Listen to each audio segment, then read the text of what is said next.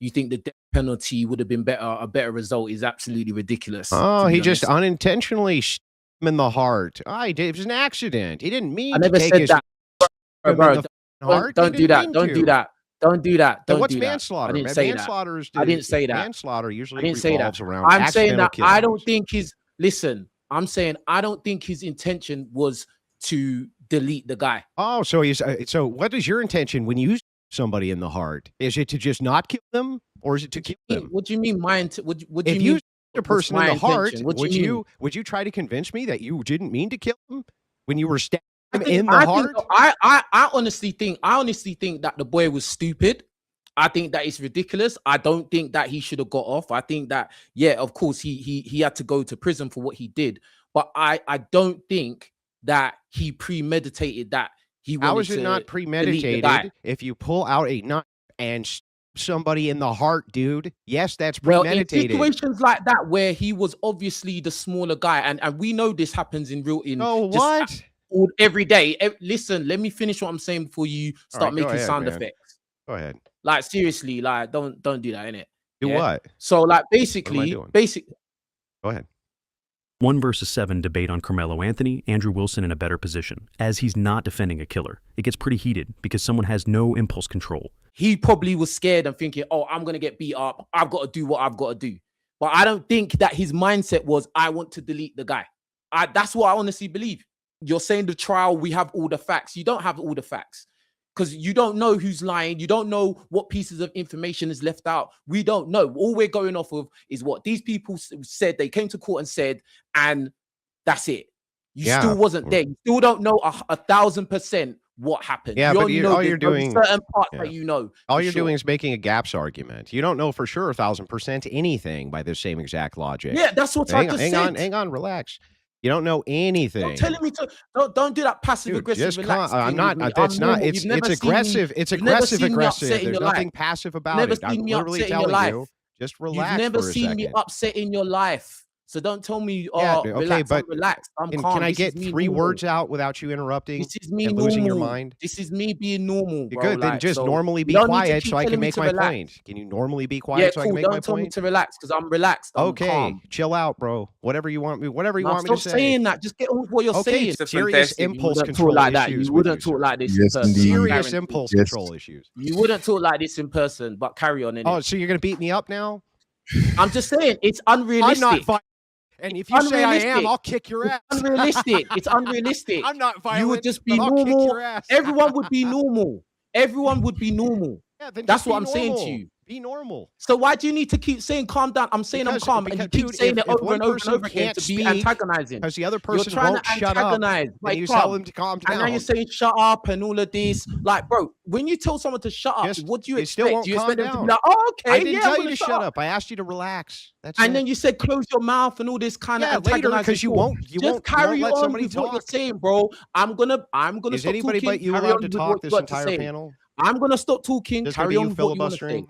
Yeah, great. So all you have to do is just let me speak. So anyway, when it comes to the things that you just said, there's a whole bunch of rebuttals to them. The first thing is like, sure, you can't know anything 1,000%, I guess. Great. The purpose for a trial is so that we could discover facts about the trial. Once we discover the facts about the trial, that we go based on the evidence. And we do have compelling evidence that there was no justification whatsoever for Carmelo Anthony to pull a folding knife out of his pocket and the other kid in the heart. We have good compelling evidence for that. So by the way, the jury agrees with me and the judge agreed, handed him down 35 plus years. So it's like, what do you mean?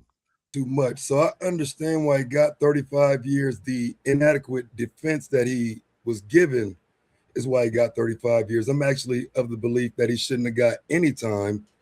I do believe that as the innocent party just sitting there, the aggressor is the person that walked up to him and put their hands on him. And so if anything, he should be home free right now. And that boy is where he deserves to be for putting his hands on someone who didn't touch him first. This idea that Carmelo called all of them, but when he was questioned on cross-examination, that wasn't in any 2025 reporting.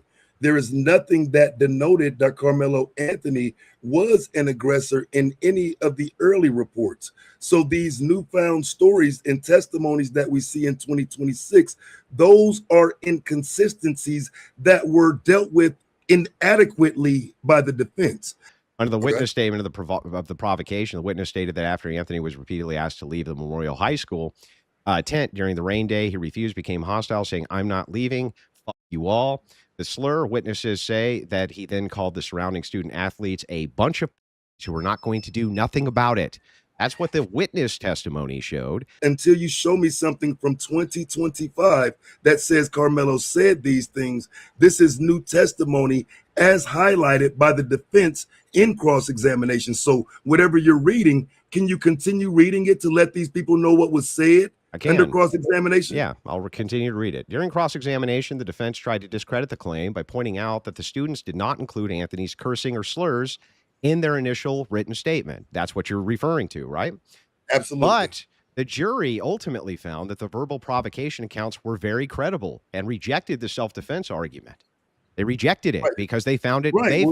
They found the claims to be credible, even if it's not the case that the witness initially reported it. Who cares? They don't think that made the witness less credible because they didn't initially report it. They did report it afterwards when they gave a totality of recounting. So I don't really know how this is in any way, shape, or form inadequate defense, especially since the defense was the one that pointed this out. Pointing it out is not the same as using it to get Carmelo a better sentence. Pointing it out shows now that you are identifying it. Pay attention, white dude. Pointing it out means I see it. I didn't. Right. I'm trying to show you. I know you're smart. You're not smart. You're white. So finally, we have the truth right in front of us. I will not concede to your point simply because you are white. And let's be honest, that seems to be what this entire conversation is really about for many people. The inconsistencies in the witness statements don't matter, which completely invalidates your entire point. Who cares whether it was just a light tap or a direct aggressive shove? That's not the issue here. You cannot pull out a knife and stab someone directly in the heart, period. Especially not when we have clear video evidence showing the entire sequence. The camera doesn't lie. Self-defense has limits, and this crossed every single one of them. People need to stop making excuses for excessive violence. This isn't about race, it's about accountability. You don't get a free pass to escalate a minor confrontation into deadly force just because you feel threatened. The footage proves it. The testimony proves it. And no amount of narrative spinning changes what actually happened. They already pointed out, they already pointed out the inconsistency during cross-examination, rigorously questioned them about the inconsistency. Calling them back up may have actually damaged that testimony in many ways. Perhaps then in the second cross, there's other reasons for it that they don't want to deal with. There could be any number of reasons why they didn't recall them. Or for you to say it's an inadequate defense because you didn't call the witnesses.